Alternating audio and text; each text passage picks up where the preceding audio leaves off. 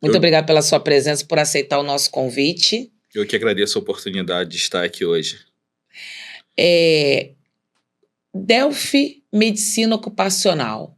O que exatamente vocês fazem que serve tanto para os condomínios como serve para qualquer tipo de empresa?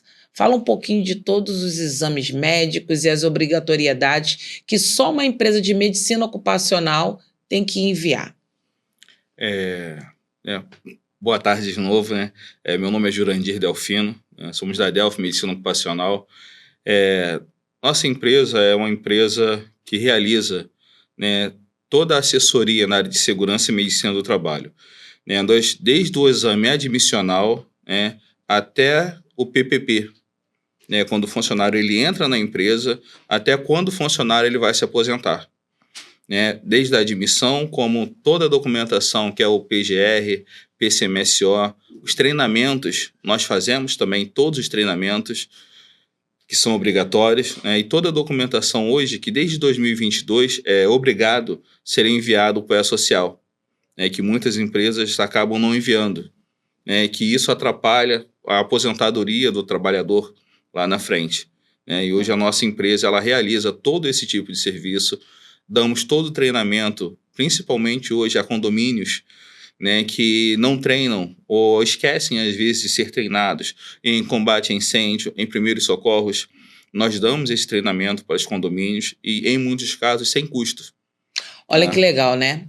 Então, assim, o colaborador que trabalha em condomínio, ele precisa ter noção de primeiros socorros e brigada de incêndio. E se você for olhar lá no seu condomínio ou nos condomínios que você já passou, a equipe não tem esse treinamento. Então, se isso acontecer no período de horário de trabalho, você corre o risco de não ter essas pessoas para apoiar, né, toda a comunidade do condomínio que está ali no momento de um incêndio ou se alguém passa mal. Isso é muito importante, porque é um detalhe que às vezes cai no esquecimento. Mas, Jurandir, a gente aqui no mercado condominial está acostumado a deixar essa responsabilidade por conta ou da contabilidade ou da administradora. Essas empresas podem enviar isso daí, essa informação? Não. Toda essa informação de segurança e medicina do trabalho enviadas ao E-Social, né, é obrigação de uma empresa de segurança e medicina do trabalho.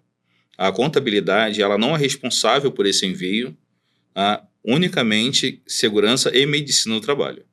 Não pode ser feito por nenhum outro tipo de empresa. Por isso que às vezes acontece aquelas surpresinhas, né? O que acontece? O funcionário às vezes está para se aposentar e aí ele busca algumas informações lá no INSS e ele descobre que nunca fizeram o PGR dele, nunca enviaram para o E-Social e dá uma confusão. Conta pra gente um case que tem acontecido.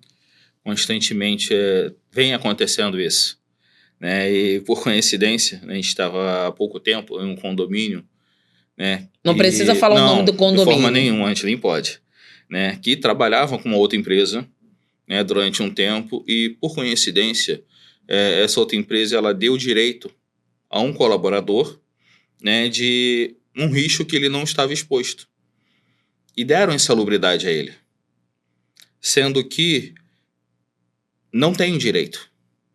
Essa empresa saiu do condomínio, nós entramos nesse condomínio, né, e seguimos, falamos assim, a função não tem risco, então não tem direito à insalubridade. Ele hoje busca esse benefício, porque o condomínio, infelizmente, passou a dar alguns benefícios a ele, como não deu a insalubridade, passou a dar benefícios ao trabalhador. Entendeu? Que é errado, às vezes, estar fazendo isso. Entendeu? Isso aí é um assunto muito delicado e a gente estava aqui no Bastidores falando exatamente sobre isso.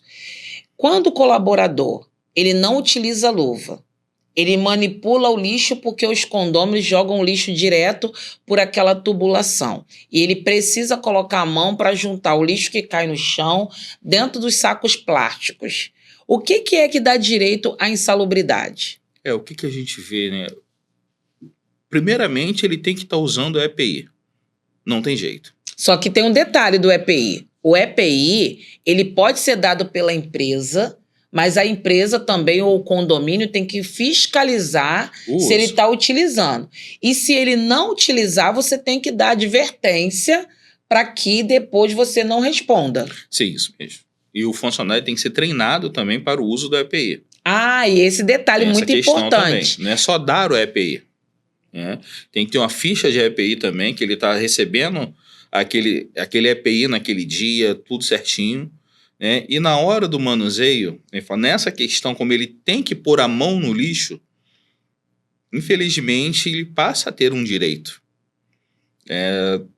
O certo seria tentar mudar, né, o meio para que ele não tivesse o contato com o lixo.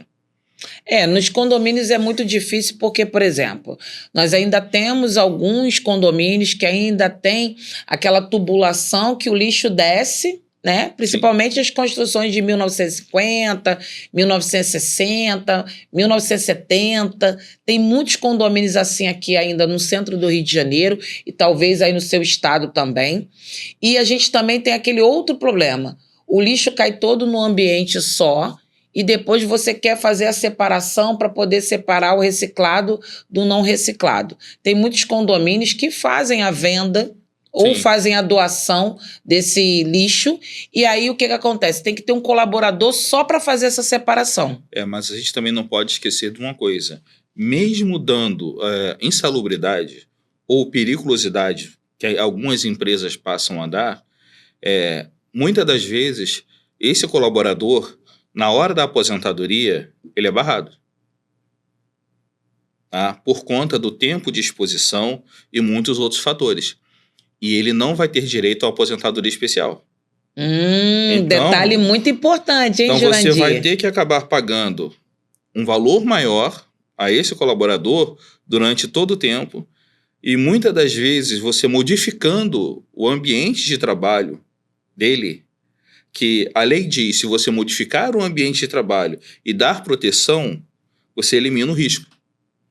Então, o objetivo todo que a segurança e medicina do trabalho quer e o governo também quer é que o risco seja eliminado do ambiente. A obrigação é que vamos eliminar o risco, que o colaborador não esteja exposto a nenhum tipo de risco. Essa que é a questão, porque ele não vai ter direito à aposentadoria especial. São poucas funções hoje que têm direito à aposentadoria especial. Que nem eu vou falar um exemplo, um frentista de posto de gasolina. Esse ele tem direito a uma aposentadoria especial. É claro isso, porque ele está exposto ali ao benzeno. Agora você vai falar assim, um faxineiro, um auxiliar de serviços gerais, ele está exposto ao quê? Por mais que ele fique manipulando o lixo, qual provas que tem em cima disso? Isso é que se torna difícil. Só a medicina ocupacional, a empresa que realmente acompanha até o ambiente, e que vai pontuar isso daí.